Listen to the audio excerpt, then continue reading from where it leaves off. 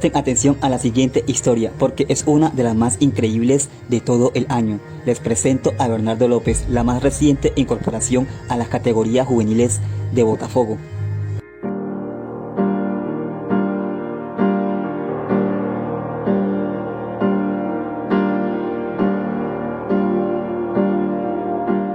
አንዳንድ ታሪኮች በደስታና በፈንጠዝያ ይጀምራሉ። የእርሱ የህይወት ታሪክ ደግሞ በህመም። የታሪኩ ባለቤት በርናርዶ ሎፔዝ ይባላል። ፈጣሪ ተአምሩን ሊያሳይበት የመረጠው ትንሽ ልጅ። የህይወቱ እጥፋት የጀመረው ገና የ1 ዓመት ልጅ ሳለ ነበር። በሳኦ ፓውሎ በሚገኘው ቤት አንድ ያልታሰበ ነገር ተፈጠረ። እናቱ የትንሹ ልጇ ገላውን ልታጠብ እየተሰናዳች ነው። ውሃ ስታሞቅለት የነበረውም ለዚሁ ነበር። ነገር ግን በጥቂት ሰከንዶች ውስጥ ድክ ድክ የሚለው ትንሹ በርናርዶ የውሃ ማፍያውን ቦይለር ጎተተው። ይሄኔ የውሃ ማፍያው ተገልብጦ የፈላው ውሃ ሙሉ ፊቱንና ሰውነቱን አዳረሰው። ሰውነቱ ተቃጠለ። ፊቱም እንዳልነበር ከጥቅም ውጭ ሆነ። በርናርዶ በአፋጣኝ ወደ ሆስፒታል ተወሰደ። ዶክተሮቹ ባዩት ነገር ተደናገጡ። ይተርፋልም ብለው በፍጹም አላመኑም ነበር።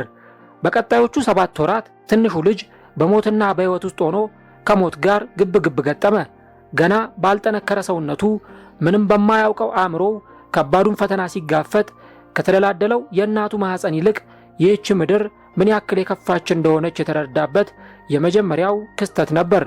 ሕይወት በርናርዶ ላይ ጨካኝ በትሯን ብታሳርፍም ቅሉ አምላክ እርሱን የፈጠረበት ትልቅ ዓላማ አለውና እርሱ ይድን ዘንድ ፈቃዱን አደረገ። ዶክተሮቹ የማይቻል የመሰላቸው ነገር በስተመጨረሻም በፈጣሪ ተአምር ሆነ። ቀዶ ጥገናዎች ተደርገውለት የሕክምና ባለሙያዎቹ ሕይወቱን ለማትረፍ በብዙ ተረባረቡ። የቆዳ ንቅለ ተከላም ተደረገለት። እርሱ በሕይወት እንዲተርፍ ግን እነዚህን የማያልቁ የሚመስሉ ቀናት ልክ እንደ ዓመታት የረዘሙ ሌሊቶችን ማሳለፍ የግድ ብሎ ነበር። አምላክ ፈቅዶ ትንሹ ልጅ ከዛ የሰውነት ቃጠሎ በኋላ ድኖ ከሆስፒታል ወጣ። ከዚህ ማግስት ምርጡ የእግር ኳስ ክህሎት ተፈጠረ። ይህ ትንሽ ልጅ አሁን የዓለም መነጋገሪያ ሆኗል። ከሕይወት አሰቃቂ ትራጀዲ ተርፎ ለዚህ የበቃው በርናርዶ ሎፔዝ። እስቲ ይህንን ታዳጊ ኮከብ ዛሬ እናስተዋውቃችሁ።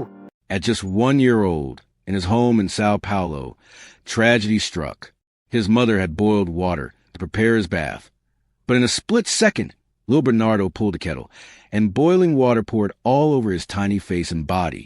The burns were so severe that doctors didn't believe he would survive.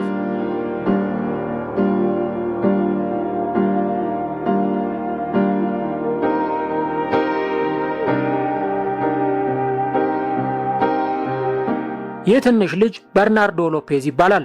የተወለደው በሳኦ ጎንካሎ አቅራቢያ ነው። ገና በ1 ዓመቱ ይህንን ከባድ የህይወት ትራጀዲ ሊጋፈጥ የግድ ሆኖም ነበር። ህይወቱን ልታሳጣው የተቃረበች ያቺ ክፉ የህይወት አጋጣሚ። ያኔ ህይወቱ ቢያልፍ ኖሮ አሁን ስለዚህ ታዳጊ ባላወራን ነበር። የፈጣሪ ተአምር ሆኖ ነው እንጂ ዶክተሮቹ ይተርፋል አይተርፍም በሚለው ጉዳይ ላይ ጥርጣሬ ነበራቸው። ግን የአምላክ ተአምር ነውና ከማድነቅ ውጪ ምን ማለት ይቻላል?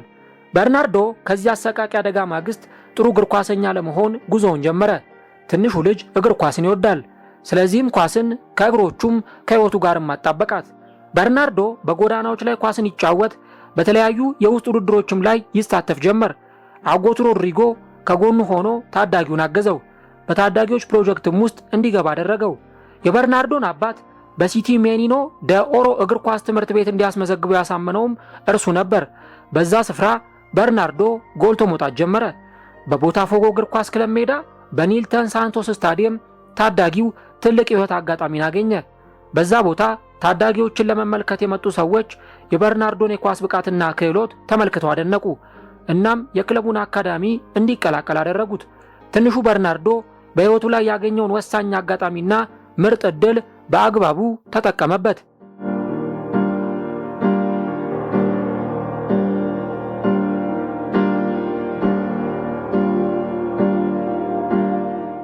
አሁን ይህ ታዳጊ 11 ዓመቱ ላይ ይገኛል። በጥቁሩ የቦታፎጎ መለያ የመጀመሪያ ደቂቃዎችን ተጫውቶ ያሳለፈው በርናርዶ ህልሙን መኖር ጀምሯል። ምንም ነገር የሚነሳው ከህልም ነው። እርሱም ከዜሮ ጀምሮ አሁን የህልሙን ምዕራፍ 1 ብሎ እየኖረ ይገኛል። ከዛ አሰቃቂ የህይወት ትራጀዲ ተነስቶ ለዚህ መድረሱ በርናርዶን የጥንካሬ የእምነትና ፈተናዎችን በጽናት የማለፍ ተምሳሌት አድርጎታል። አሁን ታሪኩን ብዙዎች የተቀባበሉት ይገኛሉ። ታሪኩ የሀገሬውን የእግር ኳስ ተመልካቾችና ደጋፊዎችን ልብ ነክቷል። አንዳንድ ጊዜ እግር ኳስ ከኳስነቱም በላይ ነው የሚባለው ለዚህ ነው። ሁሉንም በአንድ ቋንቋ ማግባባት ስለሚችል የጽናትና የወድቆ መነሳት ምሳሌዎች ከሆኑትም መካከል አንዱ ስለሆነ ይህ የተስፋና የጠንክሮ መስራት ተልዕኮ ነው። ምናልባትም አንድ ቀን ከሆኑ ዓመታት በኋላ ይህ ታዳጊ በእግር ኳስ ትልቅ ቦታ ላይ ደርሶ እንመለከተው ይሆናል። እስከዛው ግን ይህንን ስም አስታውሱት፣ በርናርዶ ሎፔዝ። ታሪኩን እንዴት ተመለከታችሁት? በኮሜንት መስጫው ላይ አስተያየቶቻችሁን ጻፉልን። ቻናሉን ሰብስክራይብ በማድረግና ቪዲዮን ከወደዳችሁት ላይክ በማድረግ የቻናላችን ቤተሰቦች እንድትሆኑ በአክብሮት እንጋብዛለን። የዛሬውን በዚሁ አበቃን።